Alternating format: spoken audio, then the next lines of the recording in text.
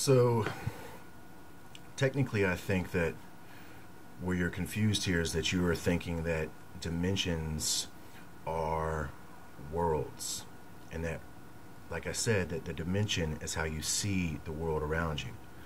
So, as we know that there are angels, you have guardian angels, right?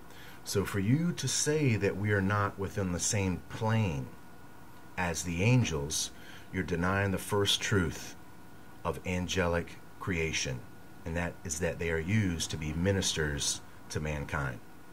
So if angels are being used to be ministers to mankind, that means they occupy the same plane.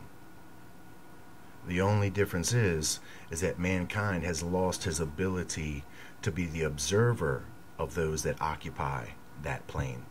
And that's the spiritual validity, the potential, the truth that's all around you. Now, some people do have a heightened perception, and that would be called the sixth sense. Some people are psychic. That's all showing you that there is another perceptual dimension that we can rise to and see in the world around us. When you do, you begin to see more of what is already there in the world around you. And you will begin to see the angels in others as they are manifested on this plane. Not because they're manifesting before you at that moment, but you are manifesting the ability to perceive them at that moment because they're already there. And I cite that you have two guardian angels. Okay, so they're already always there.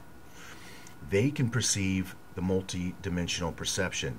They perceive the dimensionality all the way to heaven and then all the way to the material realm. They experience that time distance between as one, which means they're exempt from time.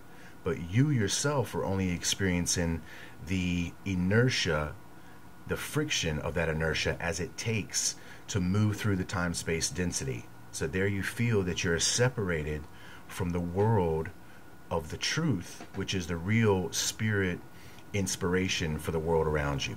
And you are separated from that. You believe that it's not there, when in reality it is. So if the Father says all you have to do is believe and move mountains, that's what he's saying. If you can believe in the true actuality, these spirit potentials, then you yourself have those spiritual potentials given unto you by you bringing your own reception to the point of believing that they exist.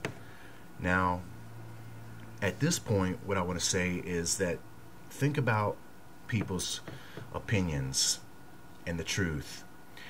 It's kind of like a mountain that's already there. This is the knowledge. So some people are going to climb the mountain of knowledge on one side of it with opinion. There's two paths. Some people are going to climb the mountain of knowledge with truth. On this side of the mountain, the person of opinion does not see the truth of the other side. If they do not have the ability to see through the material matter and recognize the truth on the other side, then the only thing that they have is the course of their opinionated experiences.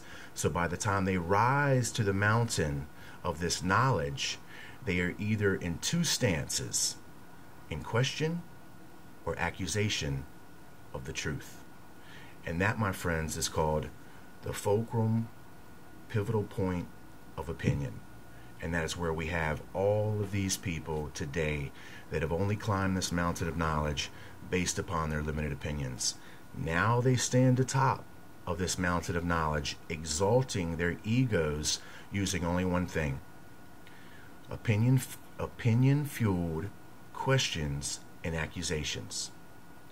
So as we can see, that if we have other people that are walking by and they are not yet climbing this mountain of truth, and they look into the distance and they see you up there with your exalted ego and your accusations and your questions that are only fueled by this opinion, well, it's my job to go up top this mountain and dismantle these accusations and then answer these questions. So the only thing that is going to be remaining at this mountain of truth is the truth. I'll be back.